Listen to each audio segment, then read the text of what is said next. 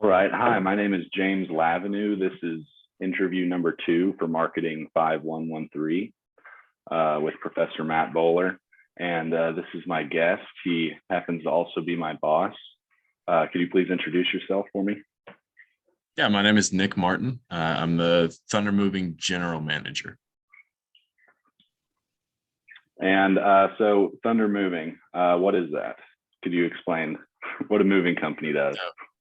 So we're a local moving company based in Edmond, Oklahoma. Our primary source of income and business that we do is local residential moves. We move people from apartments, houses, and then we also do some commercial moving of offices to offices. So primarily, we always state that we are in the moving business and transportation business, but really we know we're being hired for peace of mind and making sure that things go smooth. Yeah, I can agree with that. A lot of people just don't trust themselves to move their own things. How would you describe the culture of Thunder Moving? So Thunder Moving, we're working to change it just a little bit. We want to become a competitive environment, but not against one another, more against other companies in the state and in the region, also in our network. But we're also working to build a strong team environment where everybody understands that while at the end of the day, we do have a contest and we do have incentives and bonuses for exceptional performance. At the end of the day, it's we're all on the same team. We're all in the same boat, rowing the same direction to make sure that things are running smoothly, efficiently, and that we're all improving and growing at the end of the day. So when you're hiring new people trying to expand your company, what are some of the things that you would look for in a new hire, like some of the qualities or the attitudes, if you will? Yeah. So a big thing is with moving, you're not normally trying to find someone that is looking for the rest of their life. They want to be a mover. Typically, we understand that we're looking for somebody who's looking to grow, improve themselves, and use this job as a stepping stone to leap into their career. So in the meantime, what we look for is someone who communicates well, because I can teach you how to move. I can't always teach you how to communicate and how to show up on time. Another thing we look for is just somebody who's eager to learn, no matter what it is, that they're eager to learn and they're eager to move up. So everybody that's hired at this company, including the owner when he started back at the other moving company, the expectation has been set that nobody comes in ahead of ground level. Everyone, even if you've been a mover for 5 years at another moving company, you will come in and you will have to start all the way over again, because everybody will go through the steps the same way. Nobody gets preferential treatment. And so we look at somebody who understands, like, hey, if I want to be at this level, I got to start here and go up the stairs. I can't just jump because I know how to do something, or I've driven a truck, or I've moved myself several times. That's not the way that we operate. The way that we do things is we look for the candidate who will come in, shake my hand, and just kind of be open and honest about what he's looking for, as well as how his expectations of what hard work is, because moving is not, as you know, is not it's not for everybody. It can be backbreaking, and we need to look for somebody who knows that with that kind of labor, there's certain things that happen to your body. I mean, it gets rough. So we want somebody that understands that this is hard work, and is excited to attack that challenge of being hard work. Mm-hmm. And so with your existing employees, what are some of the qualities that would make them stand out for something like a promotion, or really just an advancement opportunity of any kind? Yeah. So a big one is communicating with us that's something they're interested in. Like I said, that we look for candidates that are ambitious. But we also look for current employees that are ambitious. So when an employee makes it known that they want to move forward and that they want to move up in the ranks, that is something that myself and all the other managers here identify with, and that we want to reward people that are hungry to move forward. So one thing that we look for when they do make that known is how do they communicate? If they communicate well with management, that's always a good sign. But then also, how do they communicate with their fellow employees? If people tend to like working with that person and they enjoy the way that person works, that's a big indicator that this is somebody that can move up to the next stage and bring that that communication with them. Another thing we look for is just somebody that shows up on time and goes the extra mile. We will run into a lot of obstacles, and I mean, no move is ever the same. So we know that you got to be a little bit creative, think on your feet, fly by the seat of your pants sometimes. And so with us being able to say, hey, this person is a problem solver, and this person is willing to go that extra mile to either make the customer happy, to make somebody else's job easier, or just to say, hey, this is extra effort I'm putting in because of the pride I take in my own work. Those are things that we identify and say, that's who we want moving up.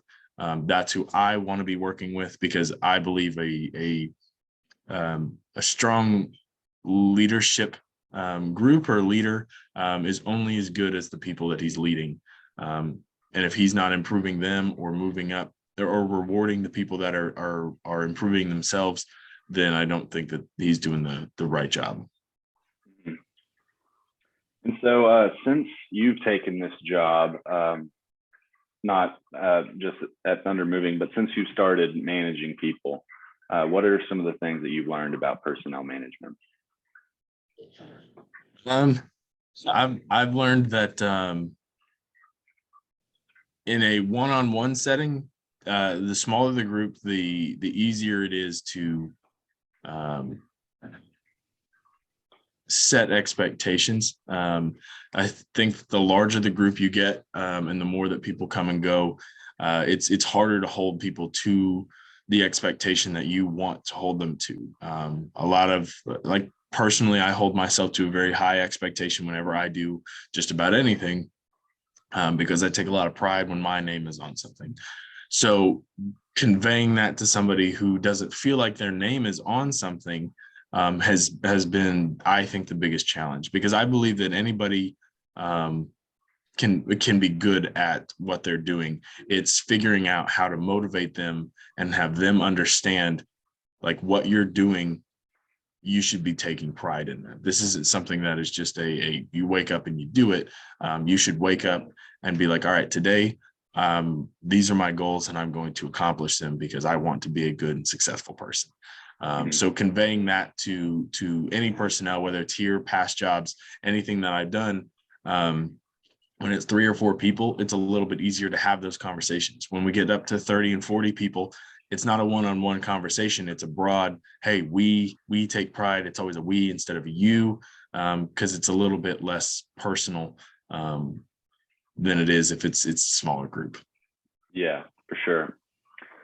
And so how would you handle, like, a serious change having to do with Thunder Moving specifically, or an industry change, or even like a technological change? Really, just how would you handle a big change with the company in regards to your employees? So I think attitude is very important in that aspect, because you have to go in with the attitude of, just because something's different doesn't mean it's worse. And just because something's different doesn't mean it's better. So all the time you have to have the idea of change is the only constant in life. And so with that, you have to be able to adapt. And sometimes you got to fake it until things start working out. Especially in the leadership role, I believe that you should never show the weakness of being like, all right, well, this change is gonna ruin us because now everything's different. I think that you need to have the attitude of, things might be a little bit more difficult, but we're going to roll with the punches and we're going to keep on moving forward, because it's more important to have everybody wanting to back you and wanting you to be successful than worrying, what if he's not? because I mean, obviously this isn't just because something changes doesn't, like I said, doesn't mean it's a bad thing. It doesn't also mean it's a good thing all the time. But I do think that change is important, to understand that you're never going to be constant, in business and life or anything like that. It's always you have to continue to move, forward, and the second you stop, everything else is still moving and you're getting left behind. Yeah. And so how are your employees encouraged to meet the goals that you've set before them? So a big way that we do it here is just that, we do a financial incentive. So we do, we have the contest of, every month. So whoever is it's basically an employee of the month that has measurables that are outside of what we see. So I can see how many times they've been left a review, how many times they've been requested, if they take up an additional shift, show up to the team meeting. And then we also have negative reinforcement, just that, you can't leave your truck dirty, or that's a fine or a point deduction. Bad reviews, damages, same type of deal. The next thing that we're working on, and that we've been trying to get better at, is focusing on our team. So we take a lot of pride in who we have working here, and we understand that they could go other places and they don't. And so that's one thing that we've tried to do is make sure that whenever somebody does hit a milestone, that we're trying to call those out. We're trying to encourage people, not right at the end of the contest, but in the middle of it, like saying, hey, so-and-so is doing a great job. They've gotten X amount of reviews. This is the best they've done. Or so like whenever we have somebody get a good promotion, like recently Oren was promoted to driver, for a couple of days that he was working, we made that a big deal. So we want to make sure that as people are moving up and as people are improving, that is being shared with the entire company, because one person's success is all of our success. And we don't want people to think that this is a one-man band, or that they can't be that guy to move forward. We want everyone to feel like, if I work hard enough, everything here is in front of me. It's accessible. And there's no need to ever discourage any of that, but rather encourage everyone and just make it known that, these are the guys that are doing things correctly. These are the guys that are doing things well. Follow them and you'll be successful too. Okay.